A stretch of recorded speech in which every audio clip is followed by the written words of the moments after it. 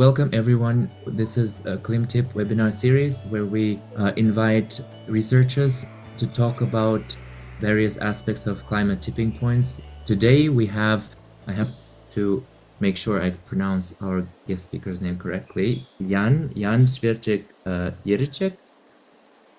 He's doing his PhD at the Complutense University of Madrid, and he studied stability of ice sheets and the early warning signals that could inform ice sheets' future collapse. And he also actively develops ice sheets and GIA models, taking part in model intercomparison projects. So today he will talk about the rate-induced tipping of the Antarctic ice sheet. And I welcome you, Jan. Please go ahead.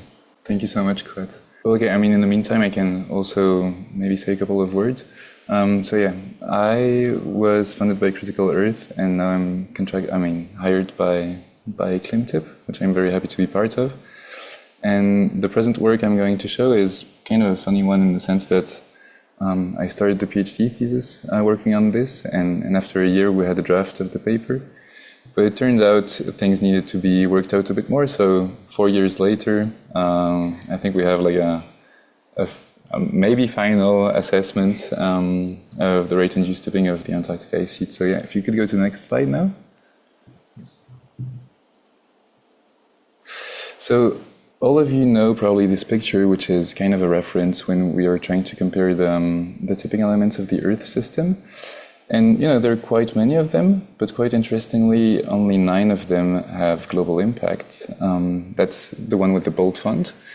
And I think there's a bit of irony that 3 of them are probably in the most remote place of the Earth, so having the most important impact maybe for our lives, while being out of sight, and that most of us won't go to Antarctica definitely. Could you press again, Kurt, please? So you see they're highlighted here. We have the West Antarctic Ice Sheet, the East Antarctic Subglacial Basins, and the East Antarctic Ice Sheet. Also, I hope you get the abbreviations, the acronyms, because they're going to pop up again in the presentation. Next, please.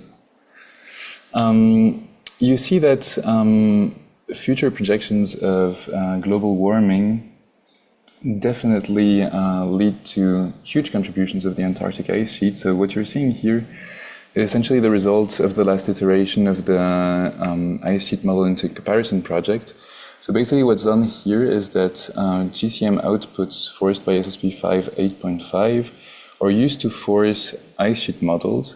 And you see that the contributions that are obtained by the year 2300 range anywhere between something that's even a bit negative, so we could lose a bit of sea level.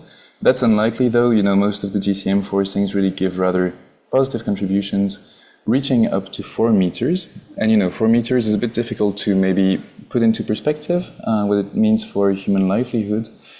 But we have roughly 230 million people living between 0 and 1 meter above global mean sea level, and roughly 1 billion between 0 and 10 meters. So you can imagine that the consequences of 1 meter or even 4 meter would be quite dramatic. Next, please. So when we want to know where this contribution is coming from, we can have like a deeper look at what's the 3D structure of the ISMIP result. And we see that most of the contribution comes from ungrounding ice in the West Antarctic ice sheet. We only see really limited contribution from the east, but that's actually a problem of the time scale that we're looking at. If you could go to the next one, please.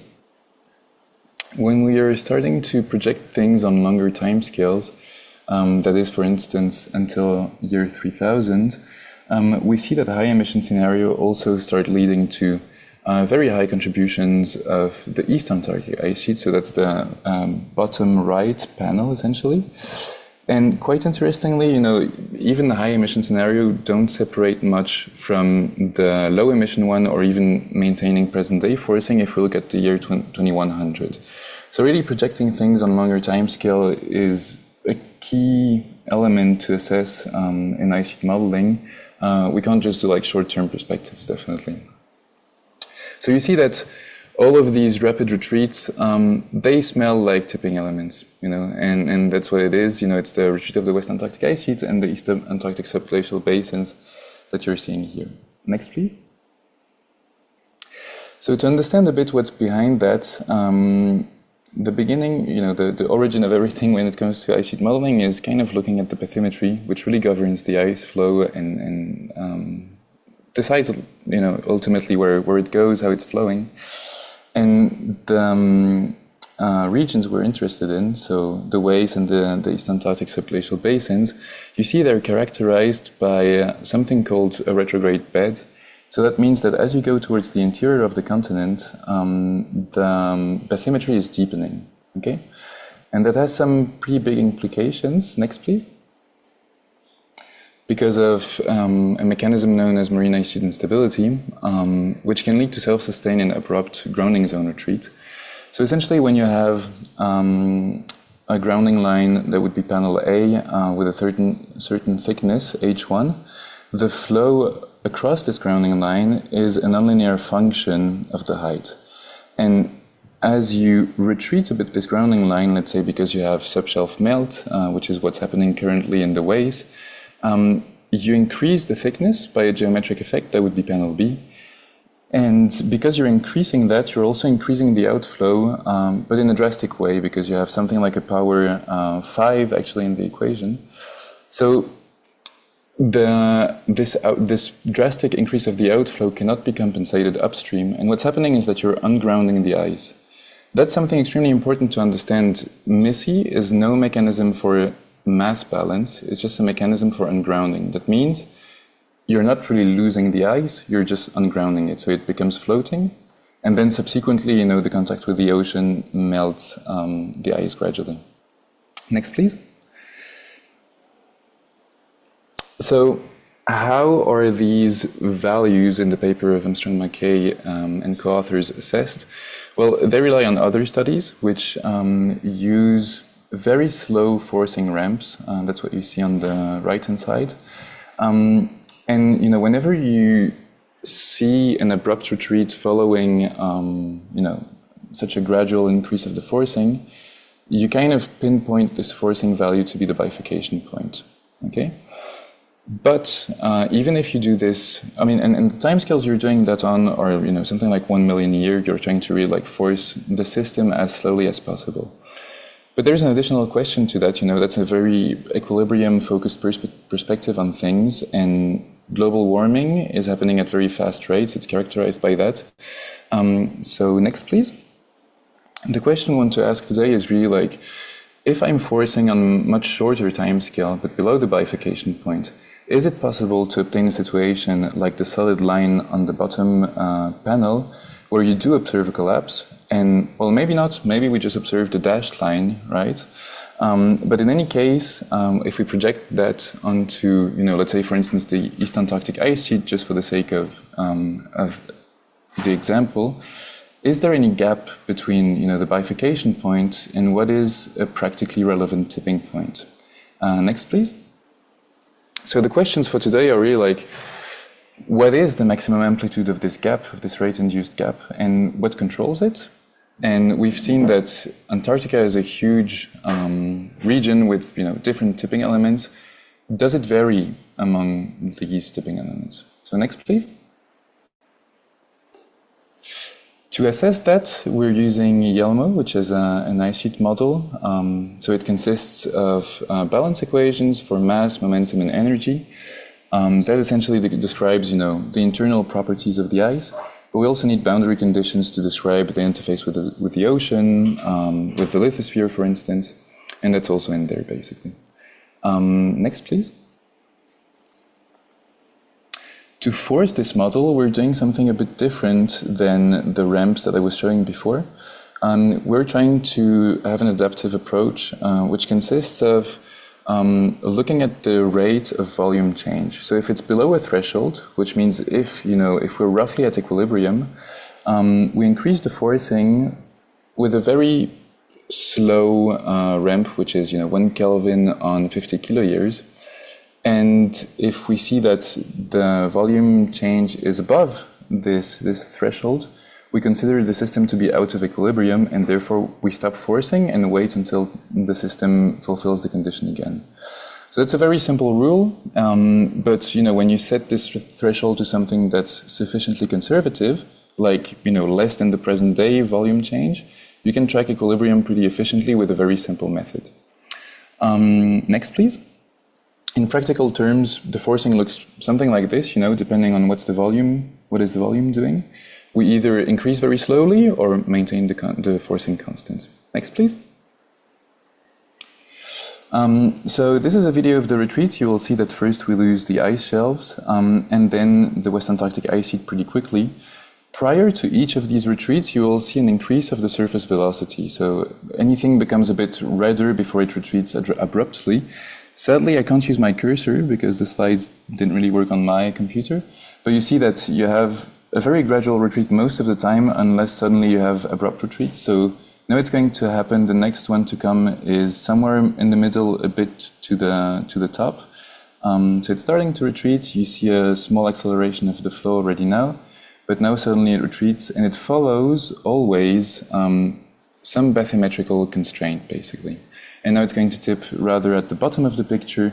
You will see a very fast retreat suddenly over the rest of the Wilkes Subglacial Basin. And finally, rather at the bottom right of the image, you're going to see a retreat of Aurora, which is another subglacial basin. And now it's going to be, pretty intense and dramatic. But yeah, once we've retreated over Aurora, basically the ice sheet remains confined to the mountains and has lost basically its connection with the ocean. Next, please. So if we put these results into an equilibrium diagram, we see that we have various bifurcation points, 5 of them being major, that's subject to some arbitrary criteria that I define myself, but each of them is something between 3 and 5 meters of sea level equivalent. So if you put these numbers into perspective with what I was saying in the introduction, they're huge. Again, they don't appear to be huge because in this diagram, of course, we're scaling, the y-axis is the whole volume of Antarctica, which is enormous. But each of these abrupt steps has quite large implications. And you see that, well, I'm stating right now that most of them are driven by MISI. We also have 2 exceptions to that, which are really at the end of the retreat equilibrium, which are basically driven by another mechanism, which is called the perimeter feedback. But I won't touch on that too much, and we'll really focus on rather the MISI-driven retreats. Something important to note here is that, if you go to the next slide, please, I just want to recall this little bar. No, previous one? Yeah, exactly, thanks. I just want to recall this little bar that we've seen at the beginning stating East Antarctic Subglacial Basins.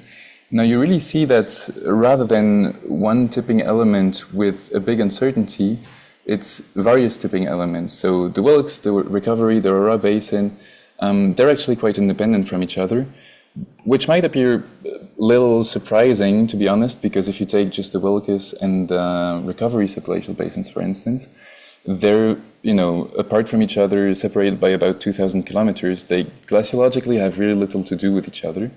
So of course they have different tipping points, right? So, just something to add maybe also in the general understanding of what's the behavior of Antarctica. It's not a single tipping element, it's at least 3 of them and probably even more. Next, please. Now, I stated that all of this was MISI, but let's try to prove this a bit. So if we look at the West Antarctic Ice Sheet, which is really maybe the most important one because it's the least resilient one. Next, please.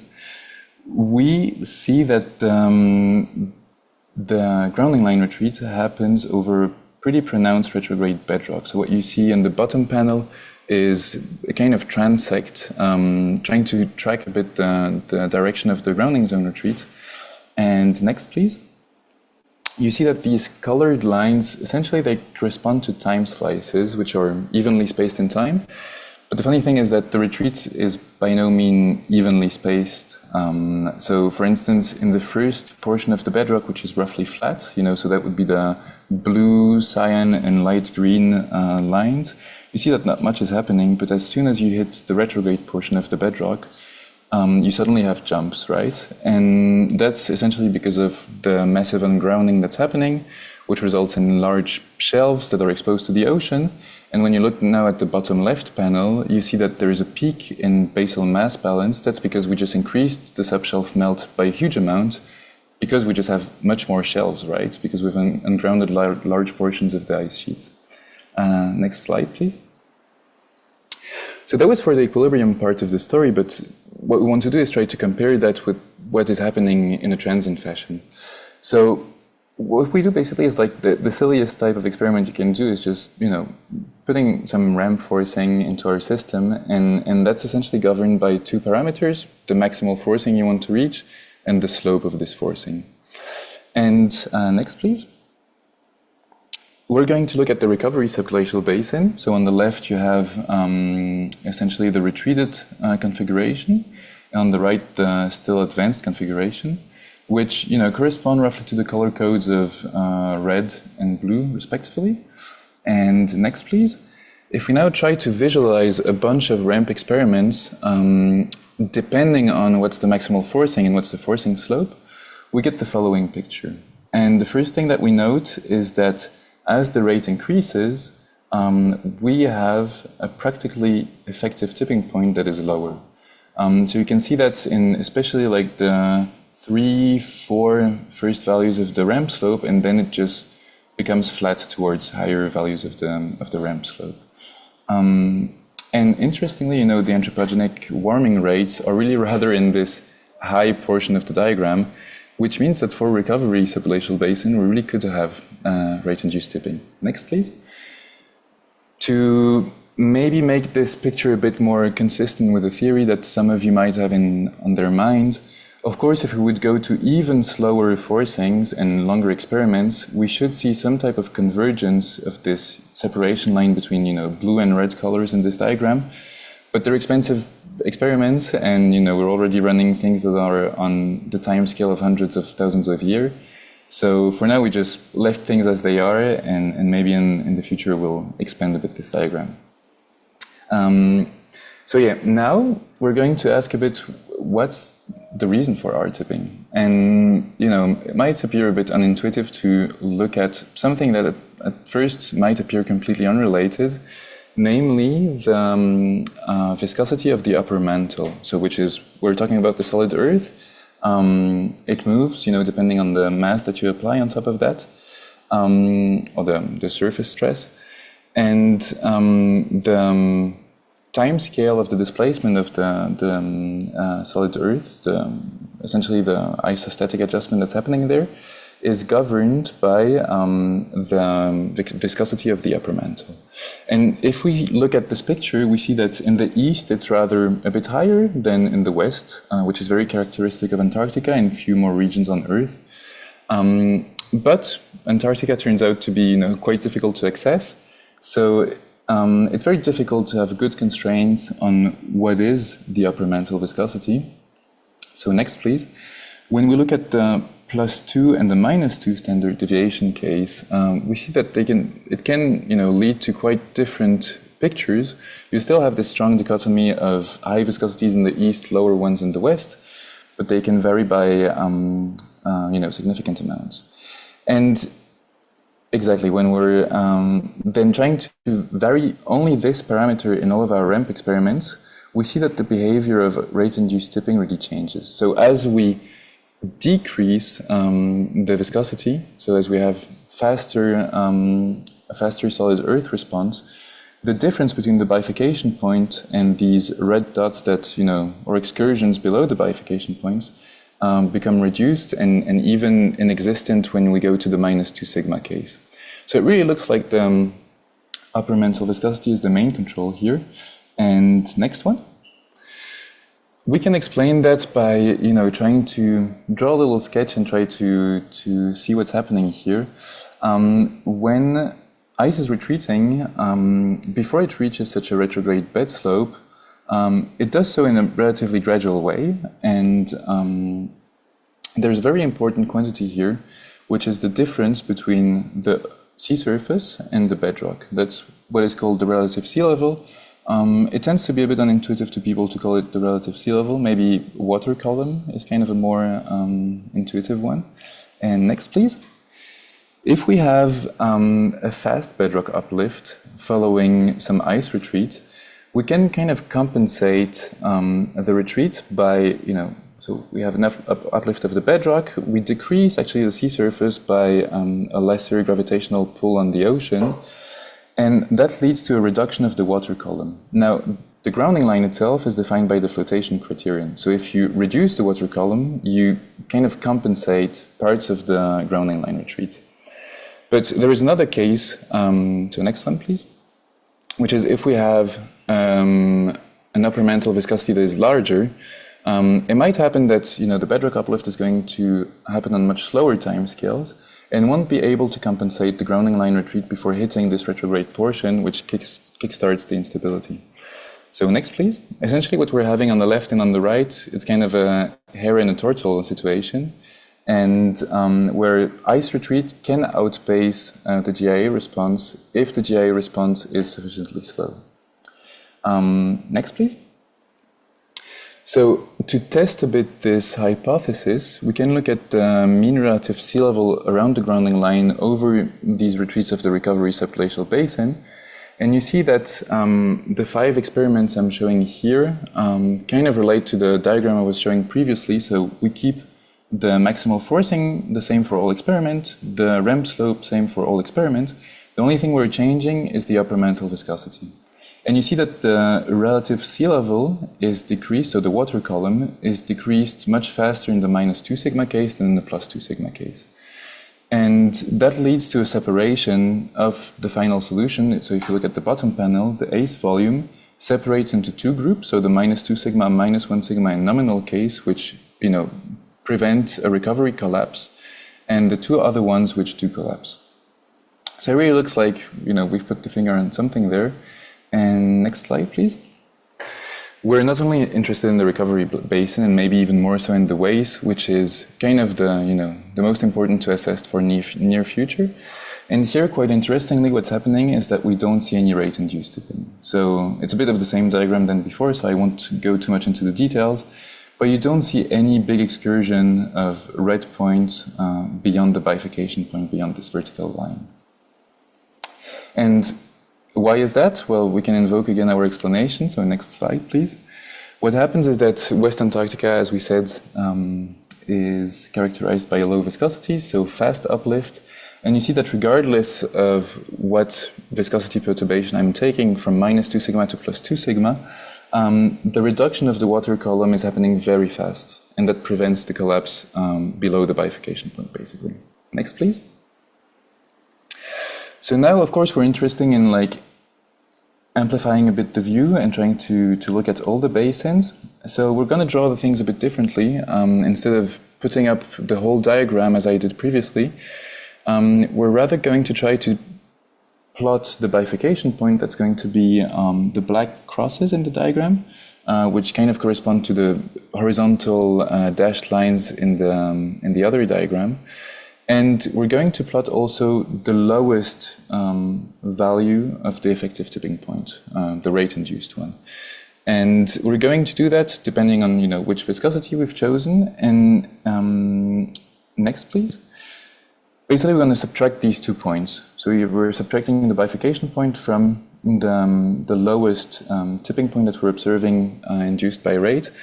And we see that the gap between both of them is extremely small for the WAIS, probably even inexistent, pretty much the same for the Wilkes subglacial basin. And as we observed before, it increases suddenly for the recovery subglacial basin and becomes even bigger for the second portion of the Wilkes subglacial basin. So there, if we force sufficiently fast, and anthropogenic warming rates are definitely in there, we can get a reduction of the bifurcation, or the effectively relevant tipping point by something like 0.8 Kelvin of GMT anomaly. And you see that if we put the SSP scenarios in the upper panel, they kind of come very close to these R-tipping values that we've assessed, basically. So it looks like it has some relevance for policy making and decision making. And you know, throughout this explanation, it really appears like that GIA, the isostatic uplift following ice retreat, is very important. So next, please. To represent that in the best way possible, you want to actually use a 3D GIA model. And here is just an example of what's the response of such GIA model if we simulate a very large retreat of the ice, which is a bit exaggerated, but it's just about, you know, forcing a 3D GIA model and seeing what's happening. So here on the right side of the slides, you can see the uplift pattern and the decrease in sea surface elevation, as I was mentioning before. And to obtain this result, you need a global domain that has x, y, and z as dimension. You have to solve a partial differential equation on many computing cells. And that costs about more than 3,000 CPU hours. So it's quite substantial for a simulation of only 500 plus years.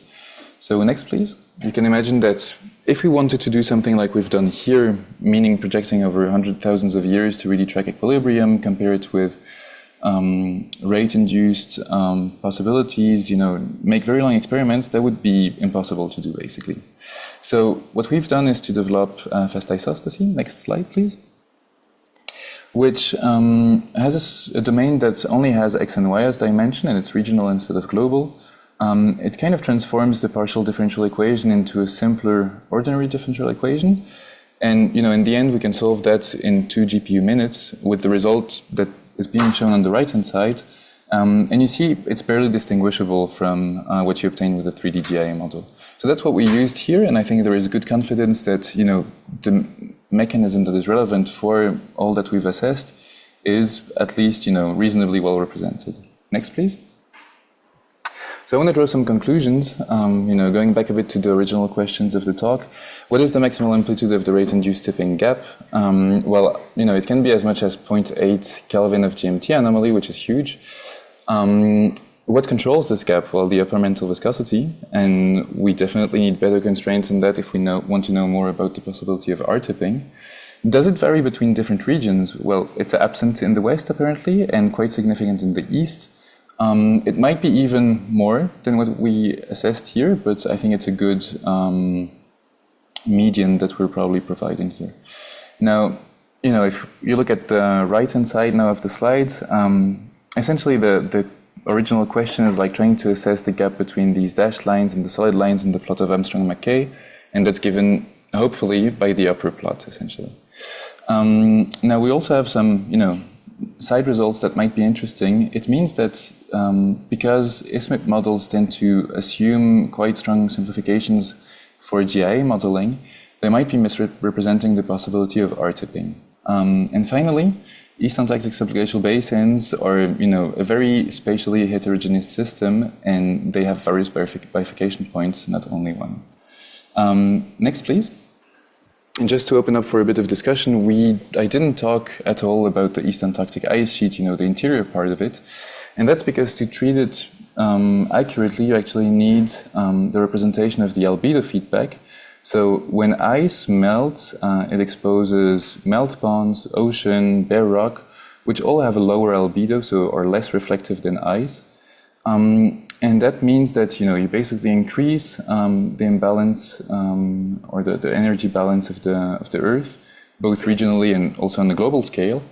And when you include that in an ice sheet model, you know, when you couple it to an Earth system of intermediate complexity, as was done in Lelou and co-authors 2025, you see that suddenly, you know, you can pass from a largely covered East Antarctic ice sheet to a completely collapsed one with a relatively small difference in CO2 concentrations. Next, please. Now, what I want to ask is, you know, the model of Lelou and co-authors is really coarse because you have to, you know, couple it to anemic. There are technical difficulties there. But comparing with the results that we're having, I just want to point out that all of these abrupt retreats of East Antarctic subglacial basins are also major changes in the albedo of Antarctica, and they might actually kickstart the instability of the East Antarctic Ice Sheet. So if you remember also the plot of Armstrong-McKay again and co-authors, you see them as being two distinct systems. It turns out there might be an internal tipping cascade to the Antarctic Ice Sheet going on there, and they might be actually coupled. So with that, I'd like to thank all of you. Next slide, please. Yeah. And to impulse a bit of discussion, I also have a final slide which you can leave up quite if you want. Thanks a lot. Thank you, Jan, for your presentation. We'll just open up the floor for discussion and questions. From my side, you covered so much ground, and I just wanted to clarify when you said about this one graph with rate-induced tipping having policy implications. Could you explain that more specifically? Sure. 0.5 GMT yeah. Could you go back maybe to a couple of slides? Even more? Yeah, that would be great. So basically what you see is that we are basically forcing our model with regional temperature anomalies. You can convert them, by assuming a polar amplification factor to global mean temperatures. And you see that when you take into account the effective rate, you might see, and that would be panel C, let's say, the +2 sigma case, so the dark blue curve. If you look at, for instance, the recovery subglacial basin, so RSB, which is the middle one, you see that you're coming much, much closer to the warming level of SSP 5.8.5 by the end of the century. And so it means that, if we really take into account the full uncertainty, it might be that SSP 5.85 is crossing actually the rate-induced tipping point of the recovery subglacial basin by 2100, but it's even pretty sure actually if you go beyond 2100, because there's still a trend at the end of SSP 585. So, whereas it might appear still relatively far away when you look at just the bifurcation point, that the bifurcation point will be overshot probably when you take into account the effective rate. Thanks. Yeah, very nice work. If you can go to any slide that you have your rate tipping diagrams, the ones with blue and red color, yeah, sure. Any of these diagrams is the same. These ones, for example. I just what I'm struggling with is, what does tipping even mean for such a complex system? I guess the first stage is for you to just give me the technical question, the technical classification.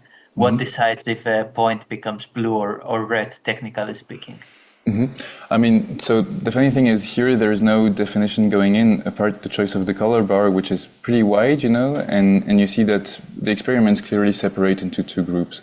So there are some of them which basically have the full ACE volume, which is, 57, actually a bit more, meters of sea level equivalent. And then the ones that have experienced the WAIS collapse that have way less, because you have 4 meters sea level equivalent of difference. So really, I'm not putting any prior assumption into that here. I'm just, drawing this horizontal line, which is the dashed one. That is the previous plots are much better. Then can you go a couple of slides back where there is this rate tipping thing? Even more back, I think, maybe slide 20 or something. Significantly back. Yeah, here, for example. So if I understand correctly, the way you impose this dust line is you actually get it from the leftmost plot and then you just continue it. Where does this dust line come from? No, it comes from the quasi-equilibrium experiment. So it really comes from the bifurcation diagram that I've assessed with the adaptive forcing technique. So, and the adaptive forcing technique goes even slower than these ramps and stops sometimes the forcing whenever it diagnoses, some out of equilibrium behavior. So, it's difficult, and it's a really important question. We've had also questions in this regard in the revision round of this paper. Really, it's difficult to assess exactly what's the bifurcation point of such a complex system. You're completely right. We did our best, and I think it's already much better than many techniques out there, because, if you just apply a ramp, for instance, previously, the The other main study, let's say, that maps the stability of Antarctica in the same way is imposing a ramp and actually misses the bifurcation of the East Antarctic Subglacial Basins. Right. Yeah. Okay, thanks. We have also a question from Richard. Yeah, hi Jan. Thank you very much for that. I really enjoyed that talk. I've got a question. I was sort of thinking about Quart's question actually around the policy relevance. And it struck me that, yeah, potentially one of the really important questions would be around overshoot scenarios where you overshoot global temperature and then come back. And this kind of insight could tell us something about that. So to turn that into a question, do you know? Do we know anything about what the kind of commitment or reversibility of the MISI process is once you kind of say reverse the forcing?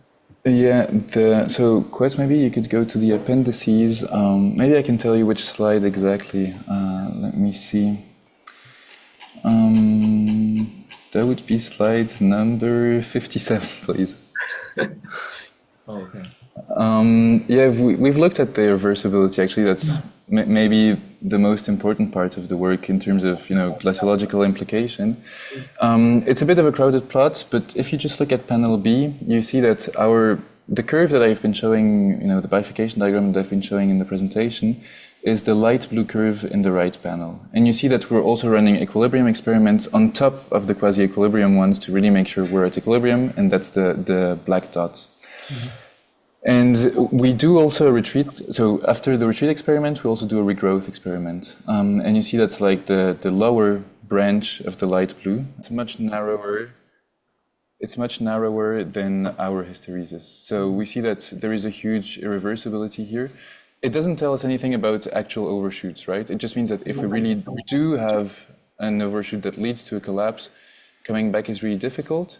Admittedly, this whole diagram is done, we force until we have a complete ACE collapse, and then we force back. We could also do intermediate stages of, forcing until a WAIS collapse and then coming back. That would be something to complement the study with. Yeah. But so I guess the kind of scenario I was thinking of was where you cross an R-tipping threshold, and maybe you detect somehow that you've done that. Mm-hmm. Do you know how long you've got to come back? How long have you got to reverse the forcing before you're committed to going onto the right branch of that? Well, this we didn't manage to investigate yet because it requires, I think a slightly different experimental setup. And the experiments here are really expensive because, we have for the diagram I was showing, it's about 500 experiments just for, one basin. And that's quite a lot when you have to force on, over 300,000 years or something like that. So we didn't manage to do that yet, but that would complement the view on all of this, yeah. Yeah, great. Yeah, thanks very much. Thank you. There's another question from Daniel Moreno. Thank you. Hello, Jan. Thank you for your talk. Always really clear, so I really enjoy watching your talks. I have two comments. I think the first one was on, slide 14 or something like that, that you mentioned you were trying to justify if we were looking at MISI, right? Mm-hmm. And I think in the panel, one of the panels, I think was in the bottom left or something like that. Uh-huh. You have different, there you go. You have different components of mass balance from calving, basal melt, and so on. But when I look at the plot, I thought, aren't we looking instead as the consequences of the retreat? So maybe the panel that you're showing is telling us that we have an unstable retreat, but this is not the cause. How can you know it's? Yeah, so basically, MISI predicts, several things. The first one is the increase of velocity and large ungrounding. If we would look at the video, you would see the increase in velocity prior to the collapse and during the collapse, and also the large ungrounding. This ungrounding, it leads to the formation of large shelves. So yeah, maybe we can see it. It would just be the beginning of the video. If you really focus on the WAIS, you'll see how it will maybe play it a bit more. Yeah, there. You see like this red shading indicating very high velocities. That's actually, already something. And you'll also see the retrograde slope. That's quite consistent with theory. And what really provides the negative mass balance is the ocean melt of the ungrounded ice, basically. Okay, I see. Okay, and then the other comment I had, I read a paper a couple of days ago that was published to 2025, and in the abstract, I have it over here, I think, yeah. So they caution the community against relying on simulations for high impact sea level rise and so on, and any simulation that is above 5 kilometers resolution, which is extremely high, especially if you're running pan-Antarctic simulations. And I guess you're running something like 12 or 16 kilometer resolution. So my question is, how much do you think your results would change? Yeah, All your histochrome spot and everything. So I think, it's sometimes a bit difficult to write papers without mentioning any numbers. So we mention numbers for our bifurcation point, but really the message is not these are the bifurcation points. The message is rather you can have a lowering of the resilience of this tipping element via rate-induced effects. And we give insights of what the magnitude could be, but of course it could change with resolution. So the problem is, if you really want to accurately simulate grounding line dynamics and GIA, there are even papers who go down to 1 kilometer and they don't see a convergence. So, that's a bit the curse we have to live with. We try to infer some general behavior from coarser resolutions, and maybe at some point we'll be able to, to try to compare with higher resolutions and see how it relates.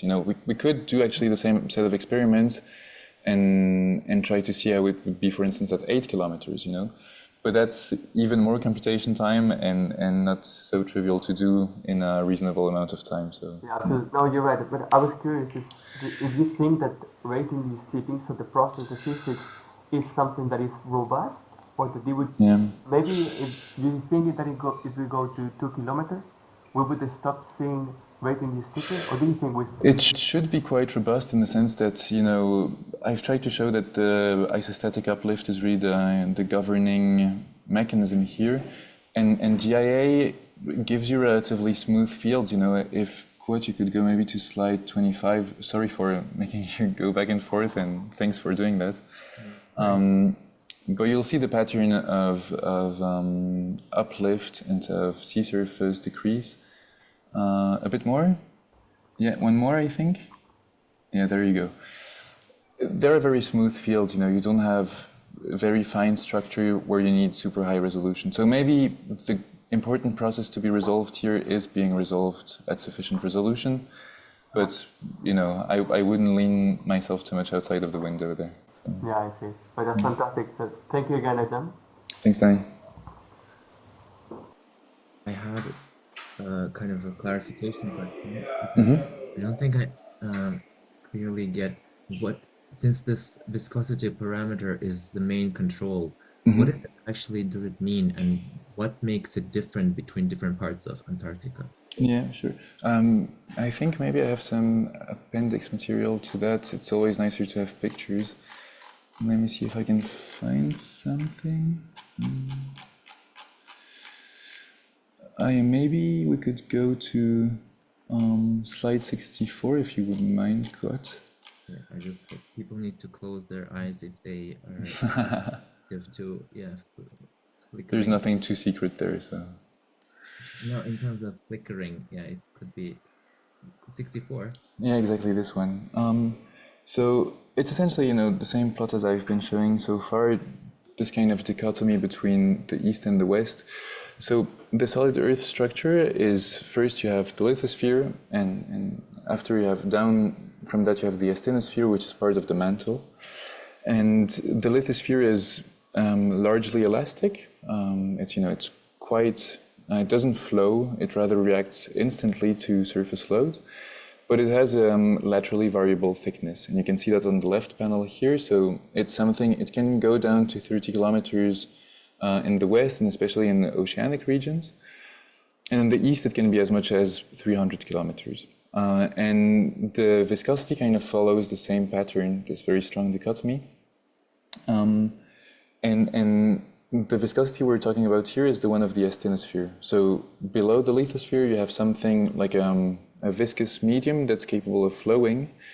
But the time scale with which it is flowing depends on the material properties and essentially on tectonic activity. So West Antarctica is, it's called a failed rift system. So, it tries to rift, but doesn't really manage to do so. And that means that we have a very small, very thin lithosphere with quite high temperatures below that, which makes the asthenosphere viscosity decrease. And in comparison to that, East Antarctica is extremely old. It's around there for hundreds of millions of years. And so it had the time to build this, it's called the cratonic lithosphere, so a very thick one. It's big mountains, it's very old geologically, so it had the time to cool down and have these high viscosities. So I hope it clarifies a bit the thing, but there, we're getting into geological topics a bit. Yeah, cool. Thank you. Sure, you're welcome. There's another question from Gaziza. Hello, thank you for the talk. It was very interesting. I don't know, maybe for some it would be very obvious, but my question would be, how did you validate the model? Did you also run simulations for the past to compare, or, Yeah, very good question, of course. Yeah, maybe the most important question. Let me see. Kuat, could you go to slide 44, please? That would be great. So what we do is we try to reproduce the present day state. And that's what you see in panel A, so top left. And what we model is top right, panel B. That's the ice surface elevation. And you see that we have only minor differences, essentially. So panel D would be the difference between both of them. And there are some regions where we're performing worse. The good thing is all the regions that are really key for our self-sustained retreats, they're relatively well represented. And, on the bottom left, you also have the error plot. But that's just looking at the present day ice thickness, and we also have the same for the velocity. Looking towards the past tends to be quite complicated because we're, lacking constraints. And the problem with Antarctica is that the deglaciation it experienced is, really paced by the northern hemisphere ice sheets. And coupling, both of the hemispheres in terms of ice sheets via probably anemic, so an Earth model of intermediate complexity, is something that is being done, but so far I think no one really managed to reproduce a neat glacial cycle, for instance, involving all of the ice sheets. And also, sometimes we don't really know what we're comparing against, right? I mean, we have data that's relatively reliable for global mean sea level, but where is the contribution coming from exactly is also very difficult to assess. So you can have a correct aggregated metric, but maybe it comes from the wrong ice sheet, actually, the contribution to sea level over the past. So it's difficult, and it's something to be done still, to be sure we're doing things right. Yeah. Okay, so haven't you or your working group tried to run the same model for the paleoclimate where we're trying. were warmer? Yeah, we're trying. Yeah, so I mean, warmer condition. We manage without a big problem. We're working. I mean, especially Javi, one of my co-authors on this work, is doing quite a lot of work on deglaciation. And, in the long term, Jorge is also doing a lot on, coupling different ice sheets. So it's ongoing, and I hope, soon we can come with something a bit more convincing than just, future work promises. Okay, thank you. Thank you. It's nice to see Gaziza, who is also from Kazakhstan. I think we meeting in person, so yeah, cool to see a climate scientist working at AVI. Yeah. I wonder if we have any more questions. If not, I would probably give you, Jan, another word if you have anything else that you would like to mention. No, I mean, essentially the results you've seen now, they're in a preprint that's in revision for now. Maybe I can pass, the reference if anyone wants it. And we're also preparing another paper on the other part of the results that you were seeing, which is, the rather equilibrium part, how the hysteresis is affected by GIA, how it's, paced also by the ocean warming and the atmospheric warming. So, things to look forward to if you're interested in equilibrium Antarctica and its behavior, basically, for warmer climates. Thank you, Jan, for a very interesting talk. And thank you, everyone, for participation. Thank you all.